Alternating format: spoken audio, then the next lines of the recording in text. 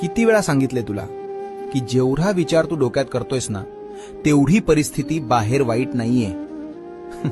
अरे वेड्या, कालचा दिवस मी पार पाडला, आजचा दिवस मी सांभाळतोय. मग उद्याची काळजी तू का करतोस? या जगाच्या रंगमंचावर तू फक्त एक पात्र आहेस रे. सूत्रधार तर मी आहे ना. मागे वळून बघ एकदा. याआधीही आयुष्यात असे कठीण प्रसंग आले होतेच की. तेव्हा सगळं संपलं असं वाटत असताना अचानक मार्ग मिळाला होता ना. कोणी काढलं तुला त्यातून बाहेर? मीच ना. मग आज या संकटात मी तुला असाच वाऱ्यावर सोडून देईन असं कसं वाटलं तुला? तू डोकं चालवणं बंद कर आणि माझ्यावर पूर्ण विश्वास ठेवून फक्त पाऊल टाक.